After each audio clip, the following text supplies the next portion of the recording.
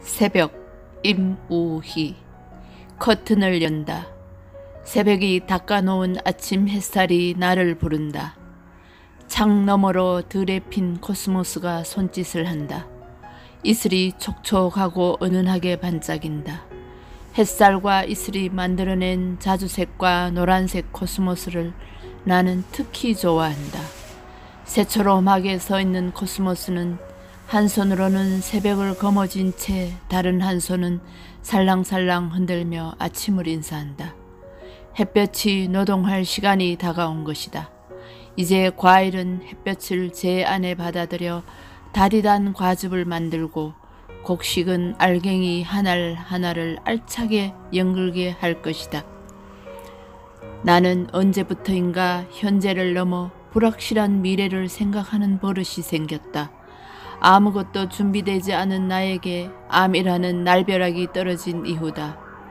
불청객과 싸우느라 나의 온 체력이 모조리 소진되고 눈물도 말라버린 뒤에 생긴 습관이었다. 나만의 무기를 만들지 않으면 안 되었던 것이다. 불확실한 미래에 대비한 전투 준비라고나 할까. 혹 다시 정상인으로 일어설 때를 대비해서 지금 당장 할 수 있는 일을 찾아야만 했다. 안병동에 누워 있어야 했을 때는 얼굴 관리를 시작했다. 사람에게는 얼굴이 걸어다니는 광고판이다.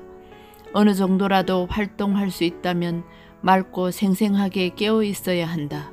나는 하루도 거르지 않고 피부 관리에 신경을 썼다.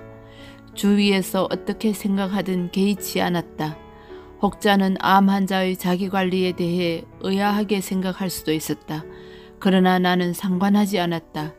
나의 얼굴은 온전히 나의 책임이다. 치료기간이 아닐 때도 긍정의 힘을 빌리고자 했다. 조금이라도 남아있는 나의 장점을 끄집어내려 애썼다. 웃는 얼굴을 만들자. 꽃을 많이 보면 웃게 될까. 꽃꽂이를 배우기 시작했다.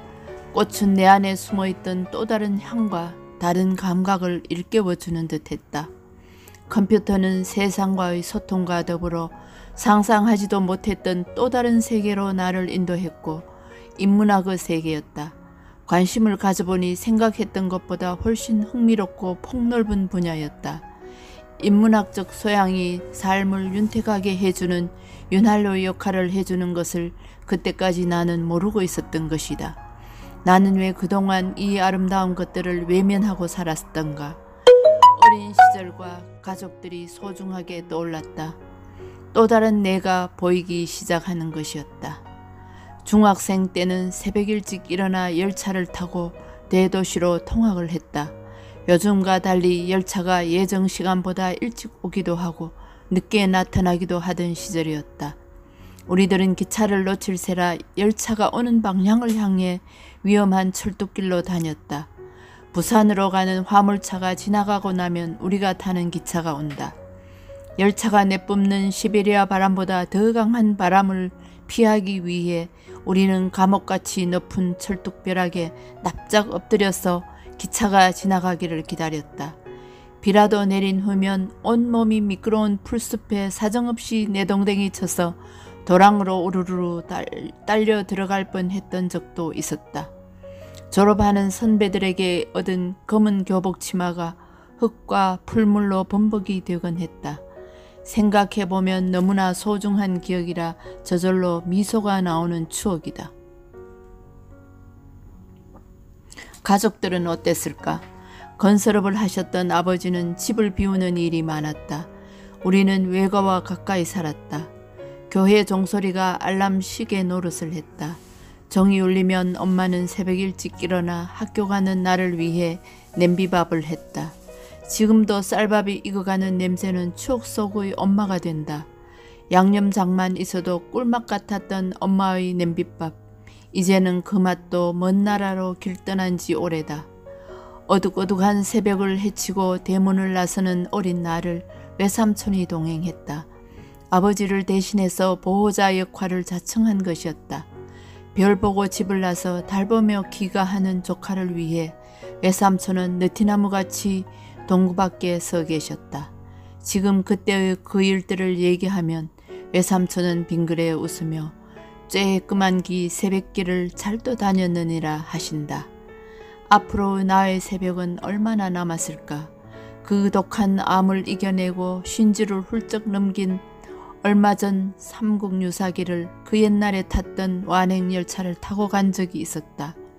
대구를 출발하여 영주까지 갔다가 되돌아오는 기차에서 시작해서 기차로 끝이 나는 여행이었다. 차창 너머로 부모님이 잠들어 계신 산소가 보였다. 매일 아침 전화만 드려도 보약 한제라고 하시던 아버지의 목소리가 그리움이 되어 객실 가득 녹아있는 듯했다. 아버지의 새벽은 어떻게 되었을까? 그 많은 희망과 기쁨, 자식을 향한 소망들은 이제 다 사라져버린 것일까? 어둠이 그칠 때의 놀라움은 세상의 중심에서 나를 거두어 자연 속에 스며들게 한다. 또한 그 순간은 어린 시절의 동심으로 돌아가 자연과의 교감에 몰입할 수 있는 유일한 시간이 된다.